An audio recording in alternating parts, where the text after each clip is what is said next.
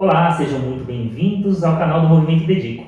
Hoje viemos aqui para trazer uma novidade que muitos já estavam pedindo, que é um programa falando além da matéria. Esse é um programa descontraído, que a gente vai conversar, trocar informações, e o ponto mais importante é que a gente já trouxe um primeiro tema que muita gente tem conversado, que é planejamento reencarnatório. E eu faço uma pergunta para vocês.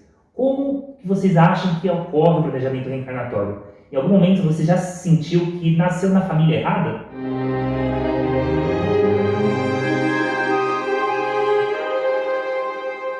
Para esse bate-papo, estamos aqui com a Sara Carvalho, que é psicopedagoga, terapeuta, ministra de diversos temas sobre espiritualidade e desenvolvimento pessoal, além de ser autora de também muitos livros, dentre eles O Amor é para Agora, O Amor é para Todos. Seja muito bem-vinda, Sara. Muito obrigada, Rafa. Estou muito feliz de bater esse papo aqui com você. Muito obrigado, eu que agradeço. E a primeira pergunta, né? Como estamos falando de planejamento reencarnatório, o que é? Bom, o planejamento reencarnatório, na verdade, os combinados, os ajustes que a gente faz antes de nascer para passar pelas experiências que a gente necessita na Terra. Porque, na verdade, a gente fala sobre planejamento reencarnatório para dizer que as coisas não são aleatórias. A gente, às vezes, acha que a gente nasceu fruto de um espirro, né, divino, que a gente simplesmente brotou ali naquela família, sem contexto, de forma aleatória, e não existe isso na nossa encarnação. Não existe um nascimento aleatório. Todo nascimento é muito bem planejado. Por quê? Porque cada espírito que desce, que vem para a Terra, ele vem para realizar uma missão, para cumprir um propósito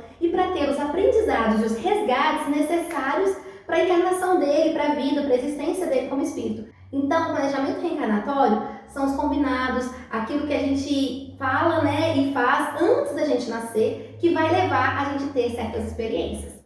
Então, eu posso afirmar que nada é por acaso. A gente nasceu... Nunca a gente nasce numa família errada, seria isso?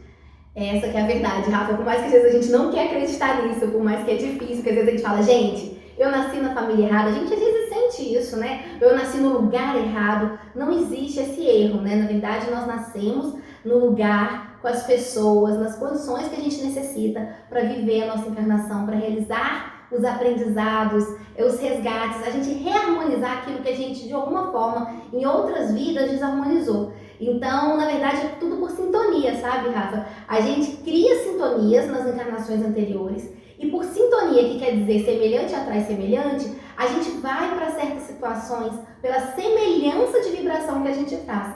Então, a gente normalmente nasce nos contextos que a gente trouxe essa semelhança de outra vida. E também em certos contextos que a gente fala assim, não, ela precisa passar por aquela experiência. Por quê? Porque às vezes tendo aquela experiência naquela família, mesmo que às vezes são experiências dolorosas, a gente desenvolve certas habilidades que a gente vai necessitar no futuro para desenvolver nossas realizações, nossos propósitos de vida. Perfeito, então eu entendi perfeitamente. E eu fico pensando, se a gente tem um planejamento, a gente está lá em algum lugar passando o que vai acontecer na nossa vida, qual que é o papel dos mentores nesse caso?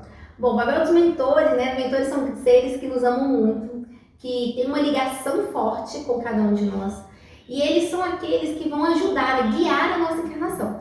Então, por exemplo, Rafa, se você antes de nascer, você vai ter sempre um espírito protetor. Tem pessoas que chamam de anjo da guarda, de mentor, de guia, mas são aqueles espíritos, né, que é aquele espírito, aquele ser que vai cuidar para que seu processo de planejamento reencarnatório, ele seja cumprido, pelo menos em maior parte, né? Porque às vezes a gente dá uma desviada, né? Então o mentor, ele sempre vai nos puxar para o nosso propósito de vida. O mentor sempre vai nos ajudar a passar aquilo que a gente necessita na nossa encarnação. Ele cuida realmente da nossa encarnação.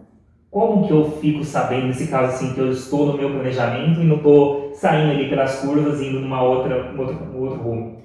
Rafa, eu acho que na verdade é uma experiência que a gente tem que sentir, né? Porque muitas vezes a gente é criado aqui no mundo numa cultura que a gente fala que é uma cultura de manada, né? Parece que tem um script, né? A gente nasce e você deve fazer tudo aquele script que a nossa situação cultural nos impõe, de certa forma, né? Então você nasce, você tem que crescer, estudar, casar, ter filhos, né? E na verdade, quando a gente começa a se perceber, se autoconhecer, a gente começa a se conectar mais com a nossa essência e a gente vai saindo desses padrões e buscando não aquilo que os outros desenharam pra gente viver, mas aquilo que a gente realmente quer viver, que a gente acredita que a gente precisa passar de experiência. Então a gente sabe que a gente está cumprindo nosso planejamento encarnatório quando a gente sai um pouco desse pensamento de manada e a gente começa a se questionar: por que eu estou aqui? Qual é o sentido da minha vida? O que eu vim fazer nessa terra? E aí a gente começa a entrar em contato com aquilo que realmente a gente precisa passar, que a gente deseja passar. E uma curiosidade, né? Porque eu entendi essa parte, mas existe, quando a gente está lá negociando, vindo para cá, entendendo a empolgação, falando, nossa, me coloca isso aqui eu quero melhorar, isso aqui eu acho fantástico. Existe isso?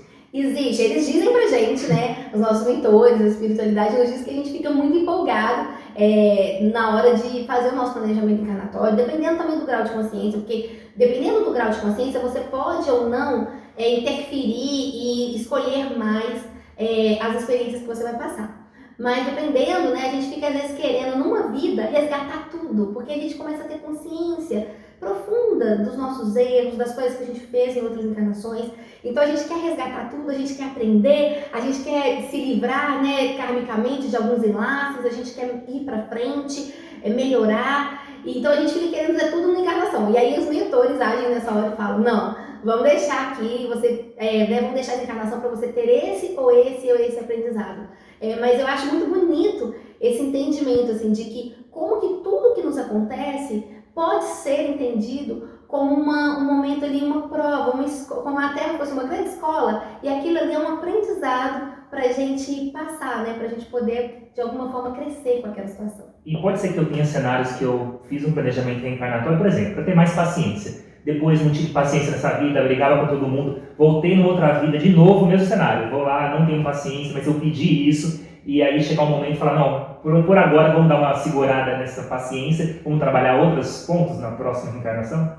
Sim, se eles decidirem, né, que a gente está reincidente demais naquele aprendizado, que a gente está muito relutante, às vezes trabalha outras coisas, mas normalmente aquilo que a gente tem grandes dificuldades, a gente vai ter sintonia para passar por aquelas situações de novo, até a gente conseguir vencer essas dificuldades. E entendendo que a gente tem que vencer, né, assim, para justamente se emancipar espiritualmente, até a família. Você nasce numa família que é uma família muito abusiva, muito violenta, não houve erro nessa encarnação. Infelizmente, né, às vezes a gente pensa assim, não, às vezes não. A gente às vezes nasceu ali por uma sintonia, por um resgate que a gente precisava fazer kármico, ou para alguns aprendizados da alma, mas você não necessariamente precisa continuar naquela situação. Eu acho que quando você já consegue ter força suficiente para se emancipar daquela realidade, criar sua própria realidade, você deve fazer isso, porque a gente veio na Terra, não foi para a gente ficar satisfazendo padrões dos outros, a gente veio para realmente criar a nossa história e viver a nossa realidade. Então, ou seja, a gente finalizar hoje o primeiro episódio, eu posso entender que eu posso sim ter o planejamento, eu realmente algumas experiências vou passar, mas durante essas experiências eu posso tomar que ação que eu vou tomar com base naquilo que está ocorrendo. Seria isso? Sim, porque a gente tem que pensar que por mais que exista um planejamento reencarnatório, Rafa,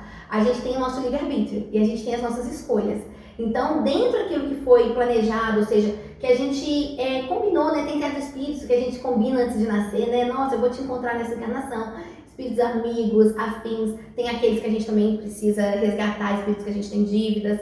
Dentre tudo isso que a gente combina, existe sim a nossa escolha, como eu vou agir diante disso. Ou seja, diante desse desafio que me foi posto na minha encarnação, qual vai ser a minha escolha? O que eu vou decidir? E isso vai traçando os nossos próximos passos, inclusive as nossas próximas reencarnações. Porque de acordo com o que a gente faz nessa encarnação, a gente de alguma forma está já desenhando algumas linhas dos nossos próximos nascimentos. Muito bom. Agradeço demais, Sara, por esse nosso bate-papo. Para vocês que estão acompanhando o canal, entendendo um pouco do programa Além da Matéria, se gostaram, deixe um like, comente, compartilhe e vamos ter muitos outros episódios. Agradeço demais novamente. Eu que agradeço, espero que a gente tenha ainda muitas oportunidades de conversar, Rafa.